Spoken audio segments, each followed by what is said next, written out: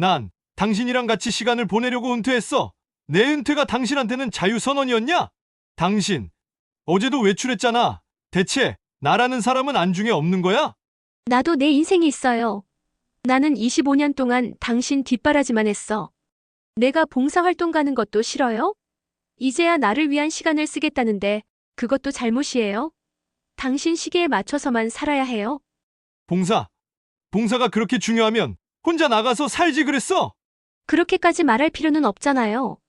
한 지붕 아래 완전히 다른 시간을 살고 있는 두 사람이 있습니다.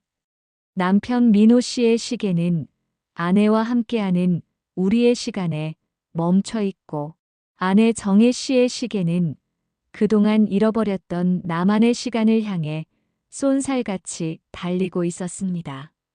은퇴 후 두 시계는 충돌하기 시작했고, 그 파편은 가정을 덮쳤습니다.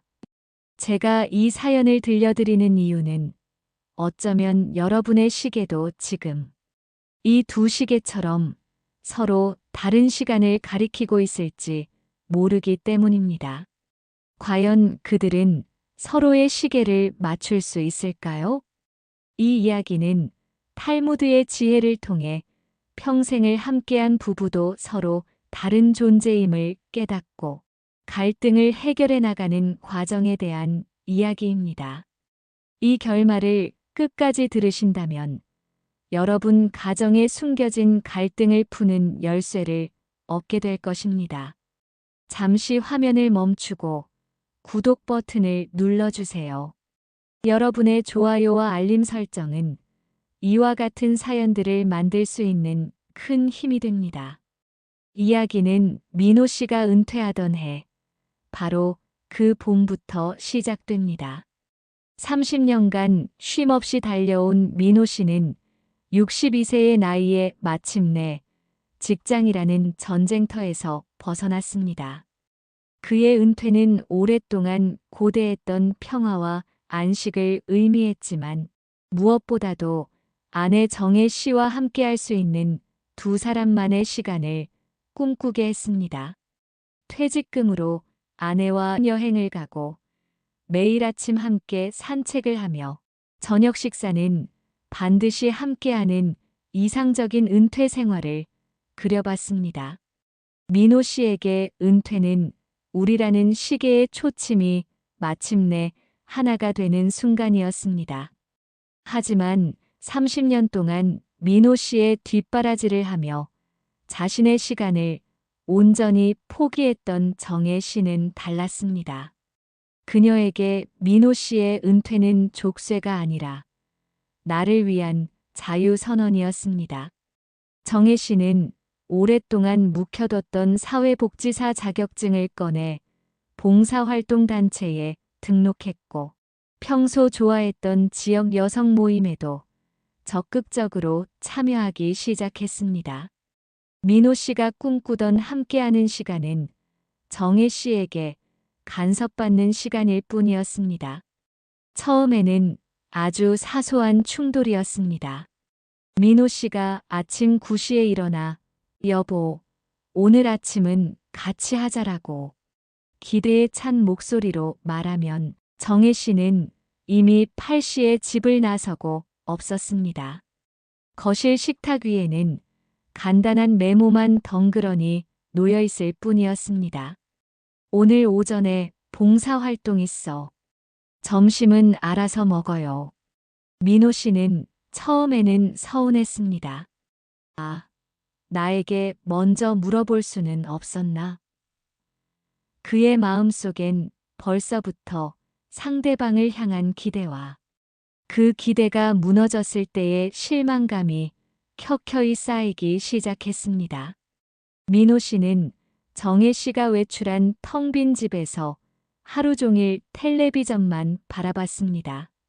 그는 자신과의 시간을 보내는 정혜 씨를 이해하려 하기보다 당신과 함께 있으려고 은퇴했는데 당신은 왜 나를 피하는 거지? 라는 생각에만 빠져들었습니다. 이기심은 항상 내가 원하는 것을 상대방에게 투영하는 것에서부터 시작됩니다. 민호 씨의 오류는 바로 이 지점에 있었습니다. 그는 자신이 원하는 함께함이 곧 정혜 씨가 원하는 행복이라고 단정했습니다. 반대로 정혜 씨는 자신이 25년간 참고 살아온 희생에 대한 보상을 이 시간에 얻으려 했습니다. 그녀의 내면은 이제야 나를 위한 시간을 쓸 자격이 있다라는 강한 욕망으로 가득 차 있었습니다. 그녀 또한 민호 씨가 혼자 집에 남아 느끼는 외로움이나 서운함을 깊이 들여다보지 않았습니다. 그녀의 시계는 너무나 빨리 뛰고 있어서 남편의 멈춰선 시계를 돌아볼 겨를이 없었습니다.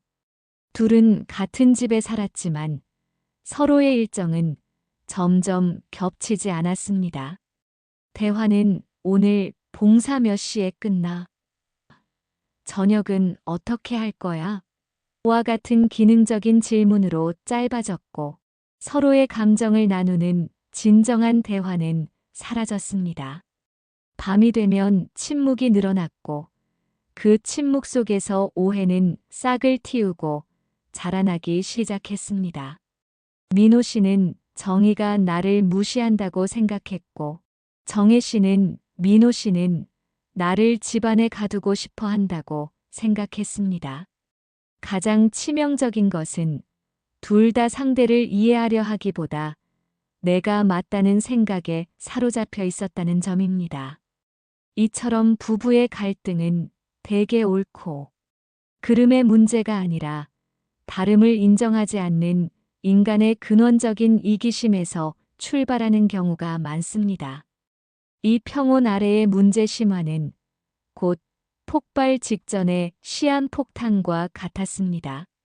겉으로 보기엔 평화로운 은퇴 부부의 일상이었지만 내부에서는 두 개의 시계가 서로를 향해 충돌 직전의 굉음을 내고 있었습니다. 이들의 억눌린 갈등이 마침내 터져나온 곳은 다름 아닌 사랑하는 손주 돌잔치였습니다. 가족 모두가 모인 축복받은 자리였지만 민호 씨와 정혜 씨 사이에는 잔치 분위기와는 전혀 어울리지 않는 차가운 기류가 흘렀습니다. 민호 씨는 돌잔치 내내 정혜 씨의 행동 하나하나에 신경을 곤두세우고 있었습니다. 잔치가 무르익어갈 무렵 정혜 씨는 모처럼 만난 이웃들과 봉사 모임, 사람들과의 대화에 집중하느라 잠시 민호 씨의 시야에서 벗어났습니다. 민호 씨는 그 모습을 지켜보며 극도의 서운함과 분노를 느꼈습니다. 이 중요한 자리에서까지 나를 제쳐두고 저 사람들과 웃고 떠들어 라는 생각이 그의 머릿속을 지배했습니다. 결국 민호 씨는 참지 못하고 모두가 들을 수 있도록 큰 소리로 정혜 씨에게 따지기 시작했습니다. 여보, 어제도 외출, 오늘도 외출. 이제 가정은 안중에 없는 거야? 손주 돌잔치에서까지 당신 개인 모임 사람들과 그렇게 웃고 떠들어야 해. 나랑은 말 한마디 안 하고. 민호 씨의 목소리는 분노로 떨렸고 잔치 분위기는 순식간에 싸늘하게 얼어붙었습니다. 주위 사람들의 시선은 이 부부에게 집중되었고 며느리와 아들, 딸들은 당황해서 어쩔 줄 몰라 눈치만 살폈습니다. 정혜 씨는 민호 씨의 공개적인 질책에 너무나 큰 모멸감을 느꼈습니다. 그녀의 얼굴은 순식간에 하얗게 질렸고 그동안 쌓아왔던 모든 감정이 서러움과 함께 폭발했습니다. 정혜 씨는 떨리는 목소리로 반박했지만 결국은 울음을 터뜨리고 말았습니다. 25년 동안 당신 뒷바라지만 했어. 애들 키우고 살림하고 당신 사회생활에 그림자처럼 살았어. 이제 내가 나를 찾으려고 하는데 그것마저도 당신 시기에 맞춰야 해. 당신 말대로라면 나는 이젠 가족의 일원도 아니고 당신을 모시는 하녀 같은 존재여야 해. 이젠 나도 살아야지. 정혜 씨의 울음소리는 잔치장의 조용한 배경음악을 뚫고 모두의 가슴에 박혔습니다. 그녀의 절규는 그동안의 희생과 숨겨왔던 나를 찾고 싶은 간절한 욕망이었습니다. 며느리와 자녀들은 이 광경을 보며 어색해졌고 누구 하나 쉽게 이 상황에 끼어들지 못했습니다. 민호 씨는 아내의 눈물과 절규에 당황했지만 자신의 분노가 너무 커서 사과할 타이밍을 놓쳤습니다.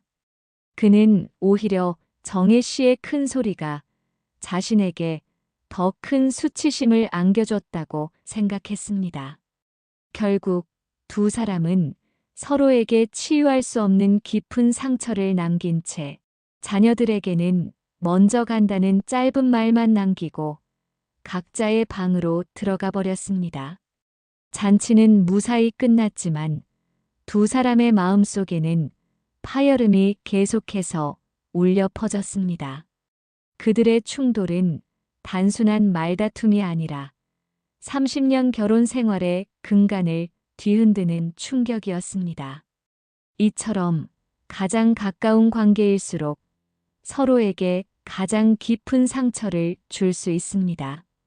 상대방의 가장 아픈 부분을 건드리는 순간 부부의 신뢰는 모래성처럼 무너져 내립니다. 이제 그들의 관계는 깊은 냉전 상태로 접어들 수밖에 없었습니다. 그들은 이 상처를 어떻게 극복해 나갈까요? 돌잔치에서의 격렬한 충돌 이후 민호 씨와 정혜 씨는 몇 주간 심각한 냉전 상태에 들어갔습니다. 그들의 집은 더 이상 가정이라 불릴 수 없는 두 개의 방으로 분리된 낯선 공간이 되어버렸습니다. 정혜 씨는 민호 씨가 쏟아붓힌 모진 말에 깊은 상처를 받았고 민호 씨의 시야에서 완전히 벗어나기 위해 봉사활동과 모임에 더욱 몰두했습니다. 그녀는 집에 있는 시간을 최소화했습니다. 민호 씨는 이제 집이라는 감옥에 갇힌 것처럼 느껴졌습니다. 아내가 없는 집에서 홀로 텔레비전만 보며 시간을 보냈습니다. 채널을 돌리고 돌려도 재미있는 프로그램은 없었습니다. 그가 보는 것은 화면 속의 허상뿐이었고 그의 마음은 외로움으로 가득 찼습니다. 그는 스스로에게 계속 질문했습니다. 내가 이렇게 버림받은 건가? 내가 평생을 바쳐 지켜온 가정이 겨우 이 정도였나? 그의 은퇴는 행복의 시작이 아니라 고립의 시작이 되어버렸습니다. 민호 씨는 자신의 방에서 나오지 않고 칩거하면서 정혜 씨에 대한 미움과 서운함을 키워갔습니다. 그는 자신이 은퇴 후의 삶을 함께 해줄 아내에게 정당한 기대를 했고 그 기대에 미치지 못한 아내가 잘못했다고 생각했습니다. 그의 자존심은 무너져 내렸고 그 자리에 피해 의식이 들어찼습니다. 반면 정혜 씨는 외부 활동에서 잠시나마 자유와 행복을 느꼈습니다. 사람들과 소통하고 봉사하며 자신이 쓸모 있는 사람이라는 느낌을 받았습니다. 하지만 집으로 돌아와 텅 빈 거실과 어두운 침묵을 마주할 때마다 그녀의 마음 한구석은 싸늘하게 식어갔습니다. 봉사활동에 몰두하면 할수록 그녀는 가족에게 소홀한 아내라는 죄책감과 내 인생을 찾으려는 나라는 정당성 사이에서 끊임없이 갈등했습니다. 가정은 있지만 가족의 형태는 이미 무너져가고 있었습니다. 밥상은 각자 차려 먹었고 대화는 완전히 단절되었습니다. 마치 한 집에 사는 하숙생처럼 그들은 서로의 존재를 투명 인간처럼 취급했습니다. 가장 무서운 것은 이 상황이 너무나 자연스럽게 느껴지기 시작했다는 것입니다. 결국 두 사람 모두 극단적인 고민을 시작했습니다. 이혼까지 생각해야 하나? 민호 씨에게 이혼은 30년의 삶을 부정하는 것이었고, 정혜 씨에게 이혼은 이제 막 찾아낸 자유를 포기하는 것일 수도 있었습니다.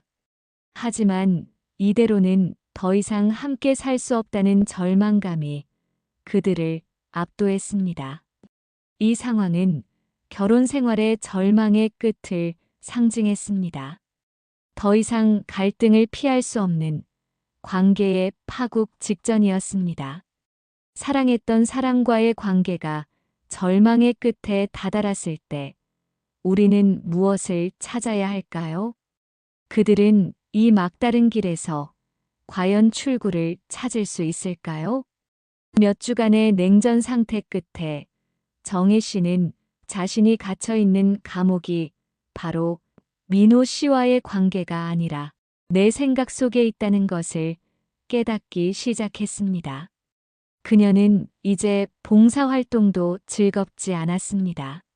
집 밖에 있어도 마음이 편치 않았기 때문입니다.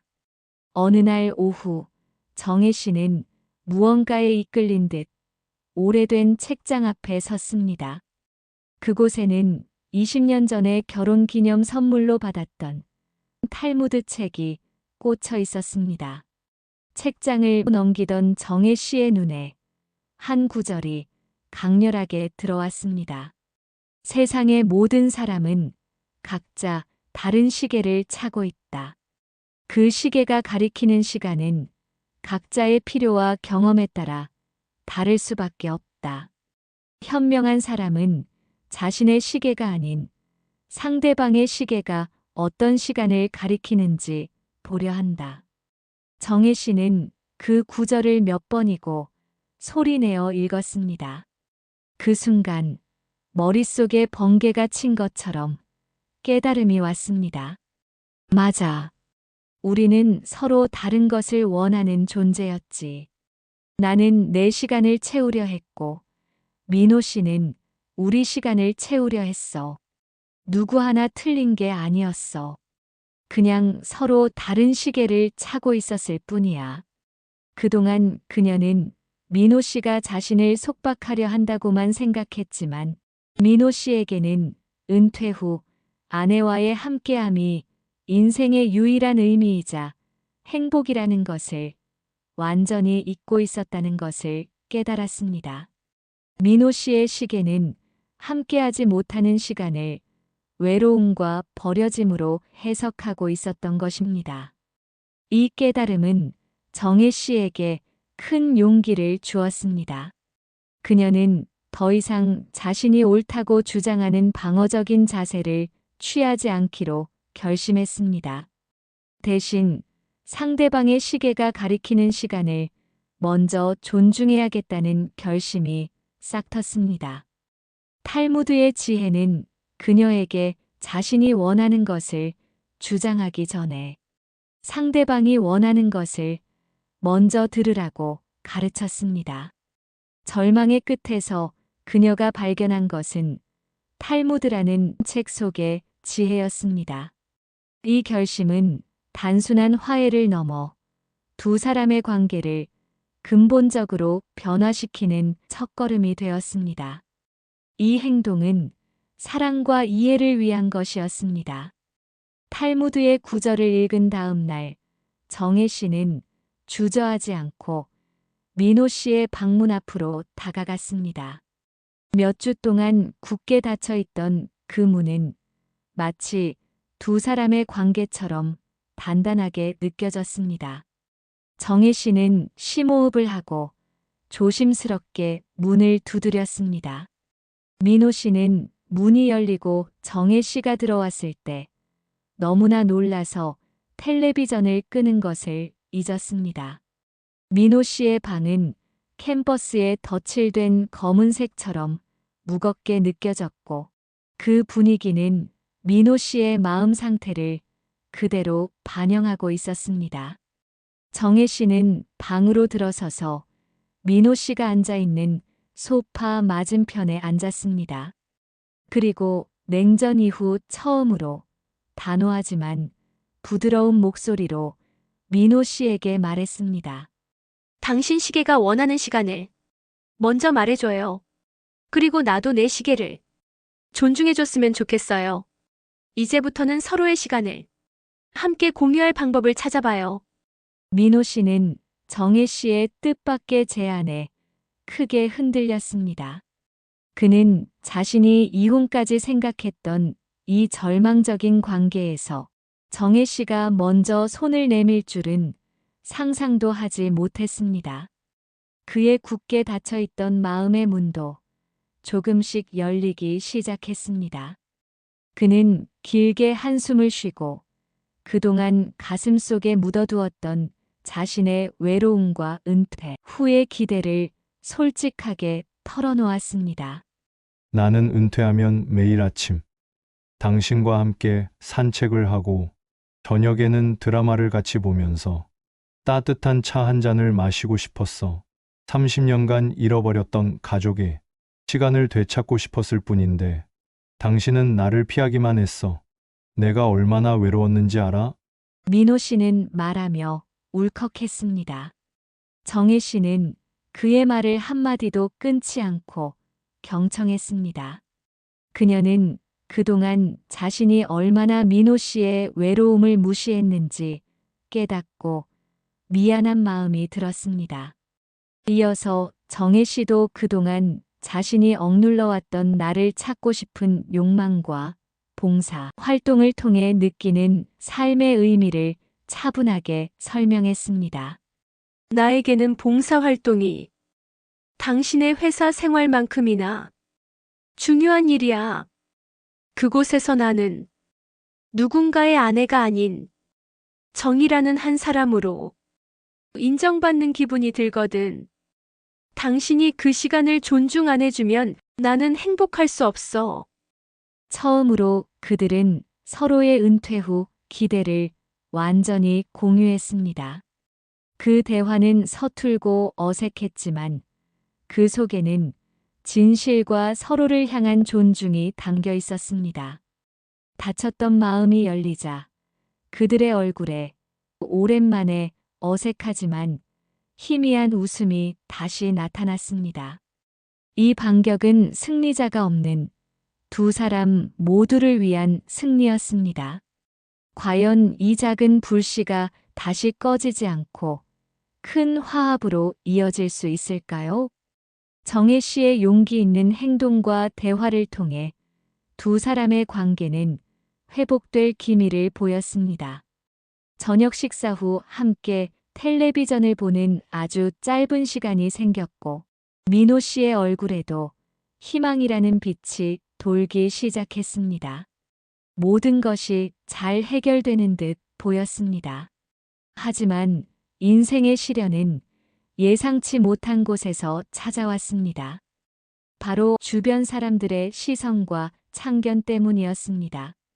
어느 날 민호 씨는 오랫동안 알고 지낸 직장 동료였던 친구와 통화를 했습니다. 이 친구는 민호 씨가 냉전 상태를 겪을 때 정혜 씨의 외출이 잦다는 이야기를 들었던 터였습니다. 민호 씨가 이제 아내와 대화를 시작했다고 하자 뜻밖의 독한 말을 쏟아냈습니다. 민호야, 너 왜 이렇게 물러졌어? 정희는 집 나간 거다. 내가 은퇴했는데도 내 시중을 안 들고 자기 일만 찾아다니는 건 명백한 배신이야. 남편으로서 가정을 잡아야지. 그렇게 두면 나중에 후회한다. 친구의 말은 민호 씨의 무너져가던 자존심을 다시 건드렸습니다. 그동안 정혜 씨와의 대화를 통해 겨우 잡았던 평정심이 산산조각 났습니다. 내가 너무 쉽게 용서했나? 남들 보기에도 내가 잡혀 사는 것처럼 보였을까? 라는 생각이 그의 머릿속을 휘젓기 시작했습니다. 남들의 시선과 체면이라는 보이지 않는 악역이 그들의 화합을 다시 흔들기 시작한 것입니다. 결국 민호 씨는 다시 감정을 주체하지 못했습니다. 저녁 식사 자리에서 정혜 씨에게 감정적으로 쏘아붙였습니다. 아니, 봉사가 그렇게 중요해? 내가 은퇴해서 집에 있는데 내 체면은 뭐가 돼? 그러니 봉사 그만둬. 나도 당신이 봉사 활동 때문에 매일 나가는 거 불안하고 싫어. 남들이 나를 얼마나 한심하게 볼지 생각해 봤어? 정혜 씨는 민호 씨가 친구의 말에 흔들리고 있다는 것을 직감했습니다. 그녀는 다시 절망에 빠졌습니다. 겨우 화해하려 했는데 또다시 원점으로 돌아왔구나. 그들의 관계는 다시 폭발 직전의 위기로 치달았습니다. 이 폭발 직전의 위기를 과연 어떻게 해결할 수 있을까요? 단순히 서로 노력하자는 말만으로는 이 근원적인 갈등을 봉합할 수 없었습니다. 민호 씨의 감정적인 폭발로 또다시 찾아온 위기 앞에서 정혜 씨는 깊은 침묵 속으로 들어갔습니다. 하지만 그녀는 이번에야말로 도망치지 않기로 결심했습니다. 그녀는 다시 탈무드에서 읽은 구절을 떠올렸습니다. 지혜로운 사람은 싸움이 시작되면 먼저 상대의 무기를 내려놓게 한다. 그녀의 무기는 자신이 옳다는 주장 대신 이해와 존중이었습니다. 다음 날 아침, 정혜 씨는 민호 씨의 손을 잡았습니다. 그리고 단호하지만 사랑이 담긴 목소리로 말했습니다. 여보, 당신 시계는 함께하는 시간을 가리키고 내 시계는 나를 찾는 시간을 가리키고 있어요. 당신 친구들이 말하는 것처럼 우리 둘 중 누구 하나가 틀린 게 아니야. 우리는 그저 서로 다른 시간을 살고 있을 뿐이야. 당신이 나를 잡으려 하면 할수록 나는 도망칠 수밖에 없어. 그녀는 잠깐 숨을 고르고 이어서 가장 중요한 제안을 건넸습니다. 우리 시계를 완전히 하나로 다시 맞추는 것은 불가능해. 하지만 시간을 조율하는 것은 할 수 있어. 당신이 원하는 하루 중 딱 1시간만 나한테 주면 돼. 그 1시간은 오직 당신과 나에게 집중하는 시간, 내가 당신의 하루를 온전히 듣고 당신이 내 이야기를 들어주는 시간이 될 거야. 그리고 나머지 시간은 내가 봉사를 하든 당신이 텔레비전을 보든 서로 간섭하지 않기로 약속해. 우리가 시간을 나누는 방법을 새로 만들자. 민호 씨는 아내의 진심이 담긴 눈빛과 1시간이라는 구체적인 제안에 울컥했습니다. 그는 자신이 원했던 것은 정혜 씨의 시간 전부가 아니라 자신도 중요하게 여겨지고 있다는 인정이었다는 것을 깨달았습니다. 정혜 씨는 그 인정을 1시간이라는 실체로 증명해 준 것입니다. 민호 씨는 고개를 끄덕이며 정혜 씨의 제안을 받아들였습니다. 두 개의 시계가 마침내 타협이라는 합의점을 찾은 순간이었습니다. 그들은 서로의 시계를 강제로 맞추는 것이 아니라 서로의 시계를 조율하는 것을 선택했습니다. 그날 이후 그들 일상에는 작지만 의미 있는 변화가 생겼습니다. 주말이 되면 민호 씨의 시계와 정혜 씨의 시계가 일치했습니다. 그들은 함께 아파트 뒤편의 작은 텃밭에서 땀을 흘렸습니다. 민호 씨는 흙을 파고 정혜 씨는 씨앗을 심었습니다. 말없이 함께 땀을 흘리는 그 시간이야말로 민호 씨가 그토록 원했던 함께하는 시간이었습니다. 평일 정혜 씨는 봉사활동에 자유롭게 참여했습니다. 민호 씨는 더 이상 아내의 외출에 불안해하거나 간섭하지 않았습니다. 그리고 저녁 9시가 되면 그들은 반드시 거실에 앉아 따뜻한 차를 마셨습니다. 그 1시간 동안 그들은 그날 있었던 일과 감정을 공유했습니다. 민호 씨는 정혜 씨의 봉사활동 이야기를 진심으로 들어주었고, 정혜 씨는 민호 씨가 혼자 집에서 보낸 시간에 대해 관심을 가졌습니다. 때로는 웃음이, 때로는 위로가, 때로는 침묵이 그 시간을 채웠습니다. 하지만 그 모든 순간이 그들에게는 소중했습니다. 말로 표현하지 않아도 그들의 삶의 패턴은 자연스럽게 조화를 이루기 시작했습니다. 서로의 필요를 인정하고 존중하자. 두 개의 시계는 더 이상 서로를 향해 굉음을 내지 않았습니다. 이제 그들의 시계는 때로는 함께, 때로는 다르게 움직였지만 결국에는 같은 행복이라는 시간을 가리키기 시작했습니다. 이 사연이 우리에게 주는 교훈은 명확합니다. 타인의 삶을 자신의 기대에 맞추려는 욕망을 버리고 상대방이 차고 있는 시계를 먼저 이해하려 노력할 때 비로소 진정한 조화가 시작됩니다. 민호 씨와 정혜 씨는 완벽한 일치를 포기하고 존중의 조율을 선택함으로써 서로에게 상처를 주던 두 개의 시계를 아름다운 하모니로 바꿔냈습니다. 탈무드는 말합니다. 두 사람이 같은 시간을 살 수는 없다. 하지만 서로 다른 시간을 존중하며 살 수는 있다. 이것이 바로 민호 씨와 정혜 씨가 발견한 늦었지만 가장 아름다운 시계 맞추기였습니다. 오늘 이야기 어떠셨나요? 여러분의 가정에도 혹시 서로 다른 시계가 있지 않으신가요?